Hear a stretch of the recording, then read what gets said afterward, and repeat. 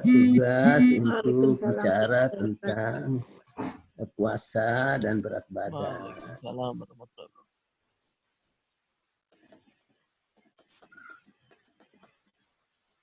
Bisa lihat saya punya slide? Belum Kelihatan muncul, Prof. slide? Sudah? Iya, oke, sudah, Prof. Baik. Bisa, Prof.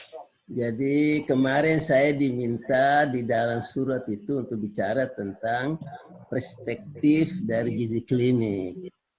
Wah, saya bilang jangan persempit ilmu gizi kepada ilmu gizi klinik. Nanti saya jelaskan kepada Anda bagaimana luasnya gizi dan bagaimana masa depan yang cerah dari gizi termasuk di dalam penjelasan saya ini. Ya, jadi hari ini saya mau bicara efek puasa terhadap berat badan selama dan sesudah Ramadan. Baik. Ini beberapa tadi pertanyaan-pertanyaan. Kita mulai saja dengan studi-studi karena ini alumni, jadi kita harus punya basis jurnal yang betul. Ya, saya mulai dengan salah satu studi di Indonesia sendiri yang dilakukan oleh Arif Fahrial Sam, sekarang dekan Fakultas Kedokteran Universitas Indonesia. Ini teman baik saya, sahabat saya. Lalu melakukan studi terhadap staf di Rumah Sakit Cipto Mangunkusumo sebanyak 43 studi yang mereka ukur pada saat mulai Ramadan dan pada tanggal 25-88 Ramadan. Tapi yang kemudian diukur lagi setelah 4-5 minggu Ramadan cuma 23 subjek. Hasilnya bahwa pada saat 28 Ramadan, berat badan, indeks massa tubuh, lemak tubuh, air dan mineral telah terjadi penurunan secara signifikan. Ya, jadi berat badan, IMT, lemak tubuh itu menurun dengan signifikan. Ya. Tetapi massa protein tubuh dan asupan kalori tidak berubah secara signifikan. Ini menarik sekali. Jadi asupan kalori mereka tidak turun. Ya. Dari puasa sampai awal puasa, ya, dari mulai mereka awal puasa sampai 28. Dan kemudian tapi pada saat 4-5 minggu setelah Ramadan, berat badan dan komposisi yang tadi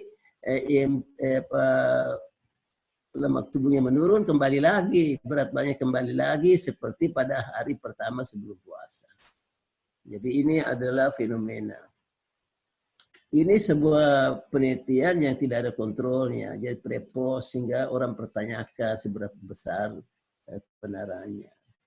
Nah, studi-studi tentang puasa Ramadan ini baru mulai dilakukan secara serius kira-kira 5-6 tahun terakhir. Katakanlah sampai 1 dekade terakhir. Dulu orang belum memberikan perhatian yang jelas terhadap, tetapi dalam beberapa tahun terakhir ini banyak studi.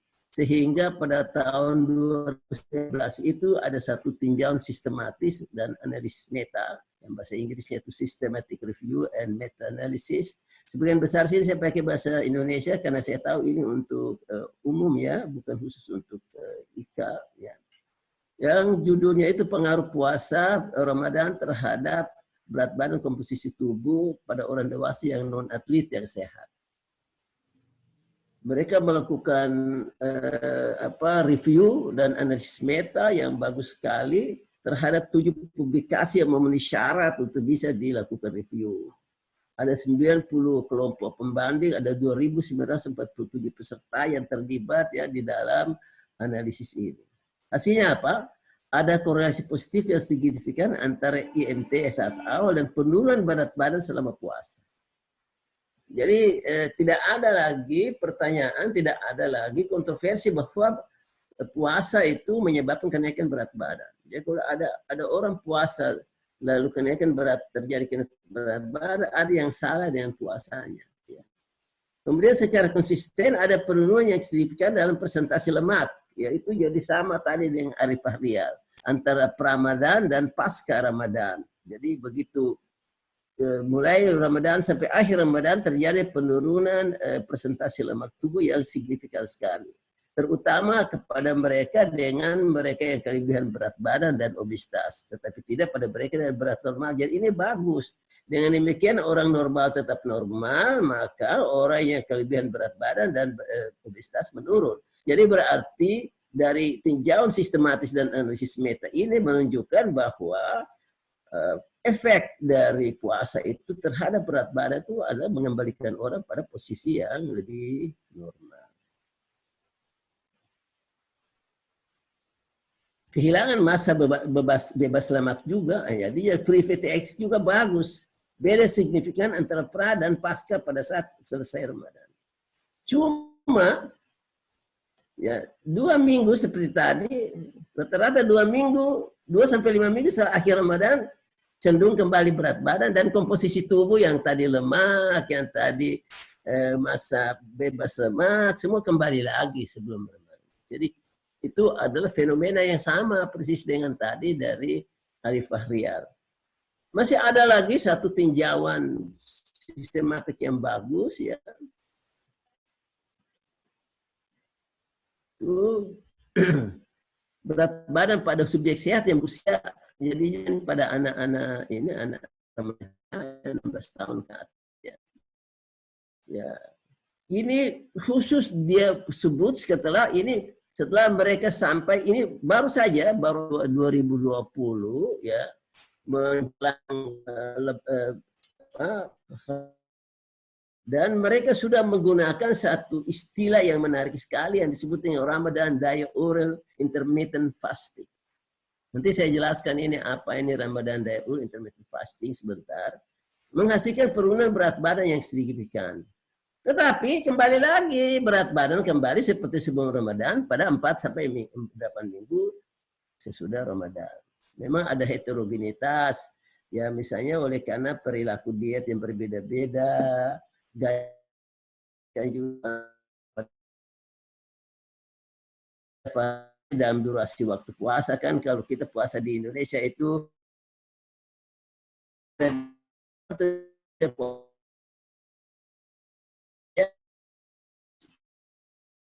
ya dari negara semuanya. Nah, pertama hingga setelah hasil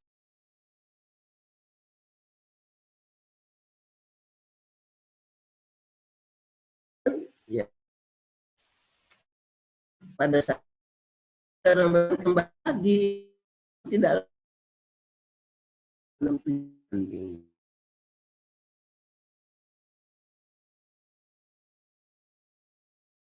begitu dari sebagai ekonomi dari perspektif gizi, jawabannya adalah karena di dalam bulan puasa sebenarnya kita menerapkan restriction Quran. Kenapa saya memilih judul ini? Karena ini nanti menjelaskan tentang bagaimana Ramadan diurnal intermittent fasting itu bisa lahir dari situ. Sebenarnya Crohn itu sendiri adalah salah satu milestone dari perjalanan panjang dari ilmu anti-aging. Ya. Saya juga sengaja mengangkat ilmu anti-aging yang mungkin belum banyak dikenal oleh kalangan gizi, terutama lulusan-lulusan gizi. Padahal masa depan gizi ke depan itu ada pada anti-aging ini. Tapi saya kira nanti saya menawarkan suatu saat kita nanti melakukan webinar, tapi terbatas ya, terbatas pada jangan pada alumni saya menjelaskan sebenarnya bagaimana perkembangan anti-aging ini dan bagaimana hubungannya dengan gizi dan di mana letak posisi strategis gizi ke depan. Jadi dari Crohn ini sebagai satu milestone dari anti-aging melahirkan apa yang kita kenal kemudian dengan intermittent fasting. Nah, intermittent fasting itu dulu nanti kita sebut itu belum sampai pada Ramadan. Nanti tahun 2000 mulai dari sekitar pertengahan 2000-an, 2010 ke atas ya. 2005, 6, 7, 8 orang baru melakukan penelitian-penelitian yang serius tentang bagaimana efek Ramadan, ya, efek Ramadan, dan ternyata efeknya jauh lebih bagus dari intermittent fasting yang lain. Ya, jadi supaya ada sedikit penjelasan sedikit saja mengenai anti-aging.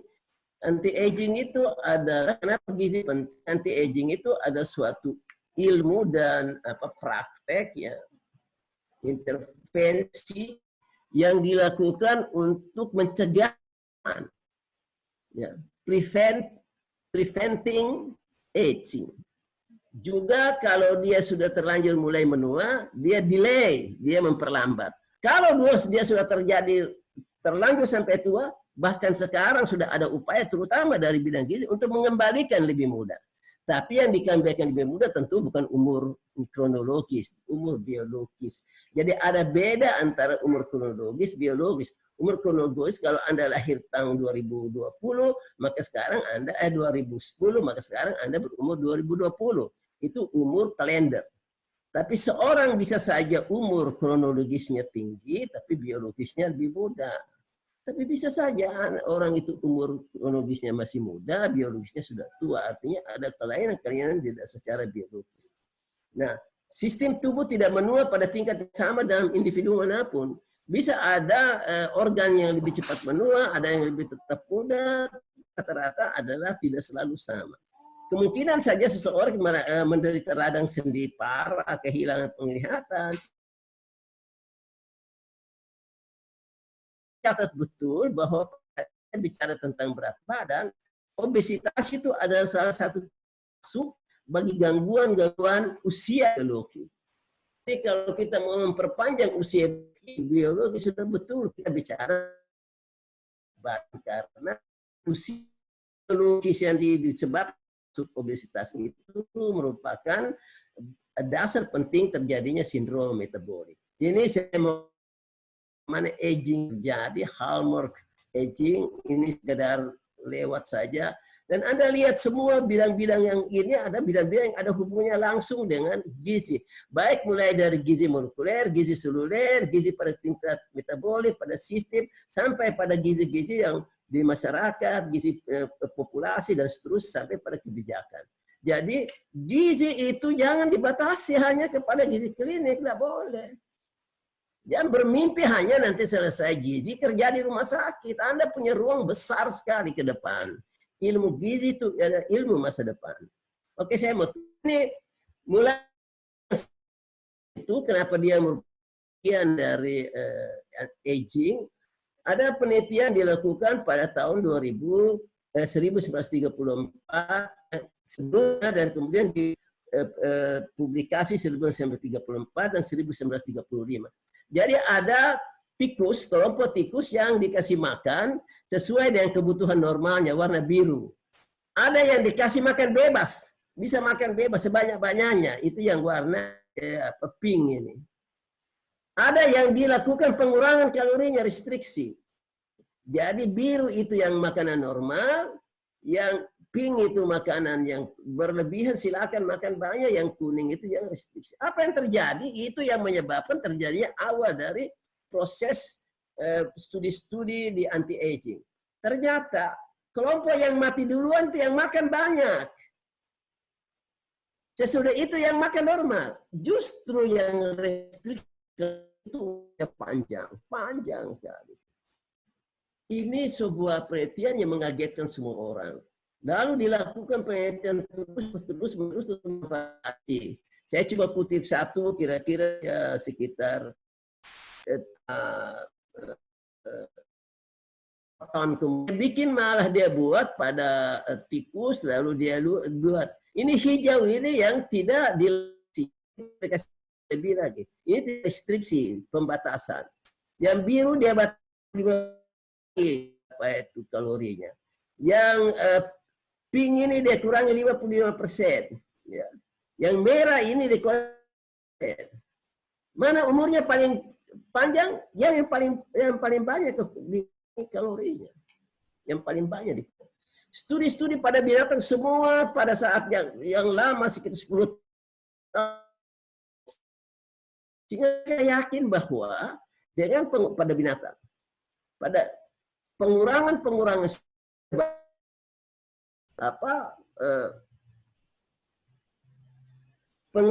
energi, ya, kalori menyebabkan umur dari binatang-binatang itu lebih panjang.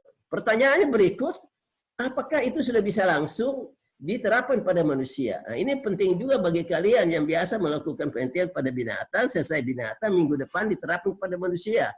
Itu tidak benar. Ya. Untuk sampai pada manusia itu penelitiannya panjang sekali. Dan orang yang paling punya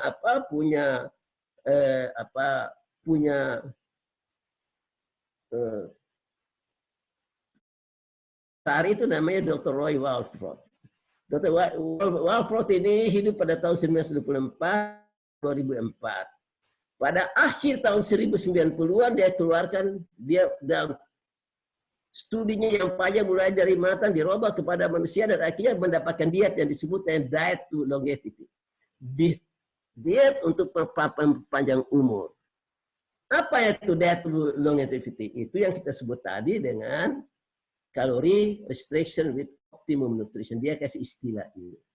Jadi dari diet yang dia buat dengan menurunkan itu dia uji dulu, dia coba lakukan itu diet itu pada manusia banyak sekali. Salah satu yang terkenal sekali itu adalah yang menjelaskan bagaimana pengalaman dari satu sekolah, satu universitas, mahasiswanya itu ikut di dalam dan hasilnya bagus sekali, kemudian dikeluarkan dalam artikel ini dan kemudian jadilah dia kalori restriction with optimum. Ini adalah prinsip utama dari upaya kita atau umat manusia mempertadi itu preventing, delaying dan reversing aging, proses aging. Ya. Maka orang mulai lain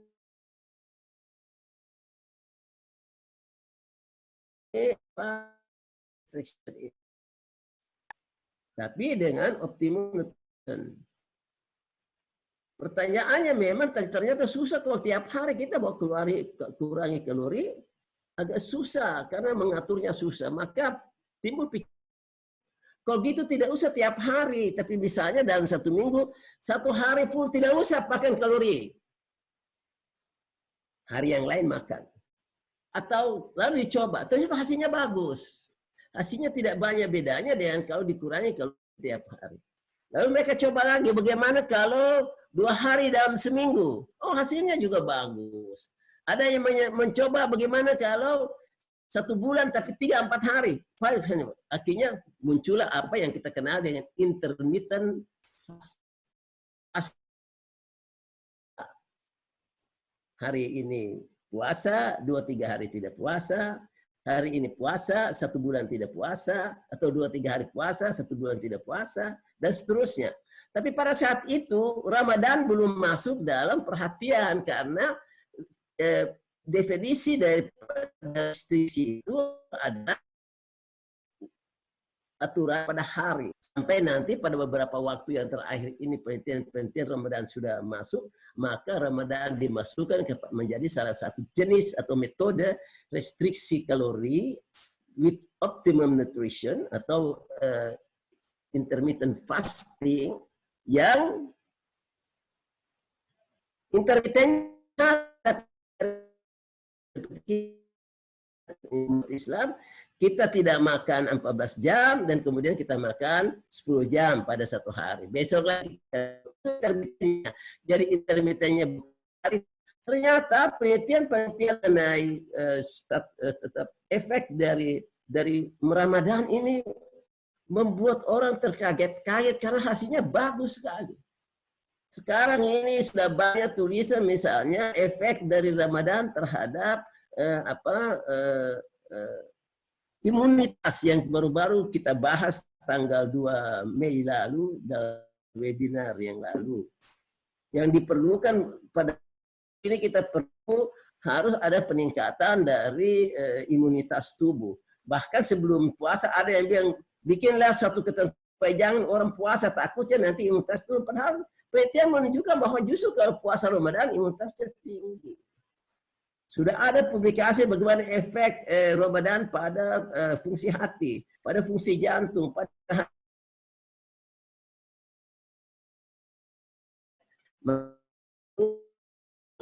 Ramadan dimasukkan menjadi bagian atau metode intermittent. Dan oleh karena dia gantinya per dalam waktu jam di dalam hari, maka waktu itu disebut diurnal intermittent fasting. Tapi karena diurnal intermittent fasting sangat spesifik pada Ramadan, maka jadilah tadi itu Ramadan diurnal intermittent fasting. Apa itu intermittent fasting? Adalah pembatasan energi secara berselang, ya. Ini istilah umum untuk berbagai jadwal waktu makan yang berselang antara puasa, makan, dan seterusnya. Saya sudah jelaskan tadi.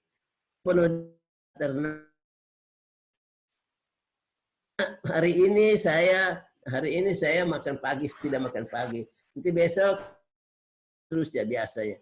Yang berkala tadi itu 2 hari puasa 2 hari tidak sudah.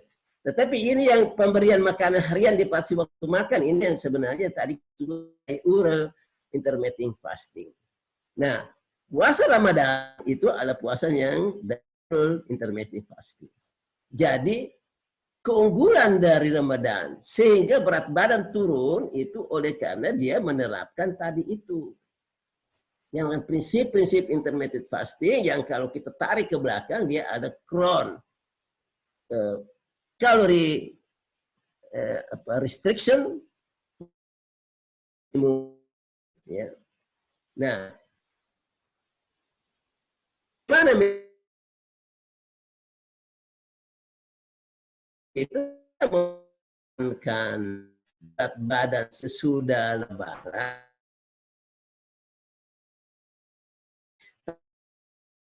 Pusip-pusip dari calorie restriction with optimum nutrition. Kenapa naik berat badan cepat sekali? Karena begitu Lebaran, semua prinsip banyak sekali lemaknya, makan banyak, dan makanan-makanan seperti buah ditinggalkan dan seterusnya. Coba lihat kalau kita punya makanan-makanan Lebaran, ya memang tiba-tiba prinsip tadi tingkahnya berat badan naik lagi. Nah, Anda perlu tahu bahwa intermittent fasting ini sekarang sudah mulai menjadi gaya hidup, sudah lifestyle di dunia ini. Lifestyle di dunia ini. Jadi orang itu merasa bangga untuk melakukan intermittent fasting sekarang ini di dunia. Ya. Oleh karena itu maka timbul berbagai macam di dalam bidang kedokteran dipakai sebagai metode untuk mengatasi banyak sekali masalah-masalah kesehatan dan penyakit, terutama juga untuk mengatasi masalah obesitas. Maka timbullah berbagai metode. Ya di bawah ini ya ada metode intermittent fasting yang disebut dengan 16-8 atau ini yang mirip dengan puasa Lebaran kita, masa Ramadan kita 14-10 atau 15-9.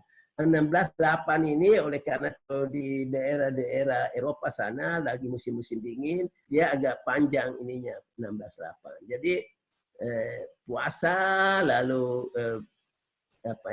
kita ini buka puasa lalu makan lagi selama 8 jam, puasa lagi dan seterusnya. Seperti kita puasa Ramadan ini persis ya. Yang kedua dia bilang 5-2 diet. Jadi dalam 1 minggu itu dietnya yang dikurangi, kalori yang dikurangi itu 2 hari. Anda kalau lihat ini ya, ini kalau saya anggap ini ada hari Minggu, Senin, Minggu kan itu hari pertama ya, Ahad. Ya. Minggu, Senin, Selasa, Rabu, Kamis, Jumat, Sabtu. Anda bayangkan, model ini model sangat terkenal di dunia. Inilah polisi puasa Senin, Kamis. Senin, tidak puasa lagi Selasa, Rabu, Senin lagi puasa. Ini adalah model yang sangat banyak diikuti sekarang di dunia. Jadi diet makan stop. Ini full 24 jam. Mereka 24 tidak makan. Yang tadi ini sama dengan diet kita yang apa kita yang puasa ini, puasa Senin Kemis. Karena pada saat puasa kan kita makan lebih kurang. Tapi kalau ini memang dia full tidak makan 1 hari penuh. 1 hari penuh tidak makan, mulai 24 jam. Tapi yang sisanya dia makan secara normal seperti itu. Eat, stop, eat, stop, eat, stop, eat, stop, eat, dan seterusnya. Yang berikutnya alternate tadi, ya. Jadi dia hari pertama normal, ya. Hari kedua 24 atau dia makan sedikit, ya. Sama, jadi ini kombinasi antara yang Senin Kamis tadi dengan yang kembali sebelumnya kita 52 tadi. Ya. Ini ada the Whale diet. Ini agak sedikit sedikit keras ya dilakukan ya. Jadi mereka makan sedikit ya. Banyak. Makan 1 kali saja, yang lain sisanya cuma makan, tidak puasa full pokoknya. Hari pertama tiap hari sedikit, makan buah sedikit, dengan sedikitlah ada makanan-makanan lain dari jam 4 sampai jam 12, 13, 14, sesudah itu berhenti lagi. Jadi makan besarnya 1 kali saja. Nah, ini yang terakhir ini yang disebut puasa spontan, skipping. Hari ini makan biasa, besok tidak makan pagi, lusa biasa saja, hari keempat makan biasa saja, hari 5 tidak makan malam, nanti 2 hari tidak siang, dan seterusnya. Masih banyak, kalau Anda rajin sedikit buka di internet, banyak sekali metodenya. Tapi yang penting sebenarnya, kita kembalikan keunggulan itu dengan tadi itu PRON. Ya, PRON adalah calorie restriction with nutrition. Optimum nutrition itu apa? Optimum nutrition itu adalah buah, sayur, dan protein dengan nilai-nilai yang terbaik. Nanti kita lihat ada beberapa tip di bawahnya. Sekarang, bagaimana dengan kita? Sebenarnya kita ini kalau sebagai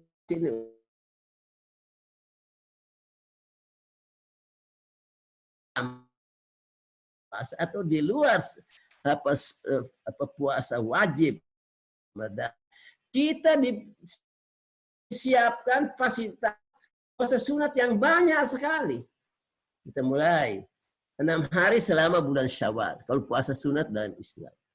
Kalau sesudah puasa Ramadan, Anda puasa 6 hari dalam bulan Syawal. Insya Allah tidak cepat turun berat, tidak cepat naik lagi seperti studi-studi itu. Masih ada lagi Ayyamul Bid. Puasa 13 sampai 15, tanggal 13 sampai 15 setiap bulan. 13 Zulhijjah itu adalah hari tasrik dan tidak boleh puasa pada saat itu. Kalau Anda bisa mau lagi kombinasi, puasa Senin Kamis. Kalau Anda mau lebih hebat lagi, puasa di 1 hari. Ada yang bertanya kepada Nabi, ya Rasulullah, puasa apa ya? Apa yang puasa yang bagus? Nabi bilang puasa Senin Kamis. Yang lain dia sebut tadi Ayyamul Bid. Ada lagi puasa lain enggak? Ya, pasti Daud. Ada tanya, masih ada lagi? Itu sajalah, lakukan saja itu. Jadi di dalam Islam sebenarnya efek dari Ramadan, di mana kalau kita anggap Ramadan itu ada tempat latihan, training habis-habisan, maka sesudah training itu mestinya kita pertahankan dengan sunnah dalam Islam ini. 6 hari selama bulan puasa Syawal. Kalau keluar kita bisa Ayyamul Bid pada tanggal 13 sampai 15 bulan Syawal. Lalu kita sambung dengan puasa Senin Kamis, maka kalau ini kita total semua, mungkin kita akan puasa sekitar 8, 11, hampir kira-kira setengah bulan di dalam bulan Syawal. Jadi, apa yang terjadi pada bulan Ramadan tidak tiba-tiba hilang. Nah, pada itu kita Senin Kamis, Ayyamul Bid, dan seterusnya. Jadi ini akhirnya ya tadi yang apa yang disebut yang kalau kalori restriction, optimum nutrition kira-kira kurang lebih sama dengan ini. Syukuri dan nikmati makanan setelah Ramadan dengan bijak, karena tubuh Anda telah menyesuaikan diri untuk berpuasa selama bulan. Jangan balas dendam pada bulan Syawal. Ingat itu. Batasi makan syarat gula dan lemak. Ini justru yang terjadi. Kita makan di dalam bulan, kuenya banyak, lemaknya banyak. Coba lihat kita punya makanan-makanan lepas selama 7 hari, itu aja kita lakukan. Ya, memang setelah itu berat badan naik. Jadi yang kedua itu adalah restriksi kalori. Kemudian banyak makan buah dan protein, dan cobalah membatasi makan di malam hari. Itu yang kita sebut dengan optimum nutrition. Jadi poin 2-3 ini adalah calorie restriction with optimum nutrition. Olahraga tetap dijaga. Ya. Sebenarnya pola tidur kita menjadi lebih baik pada bulan Ramadan mestinya. Itu bisa kita bahas lagi. Ahlinya tuh Prof. Feni. Kita bisa dulu bahas bagaimana mengelola tidur pada bulan Ramadan sehingga punya efek yang sangat bagus terhadap imunitas misalnya. Bulan Ramadan ya kan orang merokok itu harus berhenti merokok pada siang hari kan. Nah itu kesempatan merokok, berhentilah merokok untuk seterusnya. Kalau siang hari tidak merokok malahnya jangan, sesudah lebaran jangan lagi. Kemudian ini nasihat, lebih sering berpuasa sunat. Jadi hikmah utama kita di dalam webinar ini ada dorongan untuk memperbanyak puasa sunat. Saya kira terima kasih. Wassalamualaikum warahmatullahi wabarakatuh. Waalaikumsalam warahmatullahi wabarakatuh.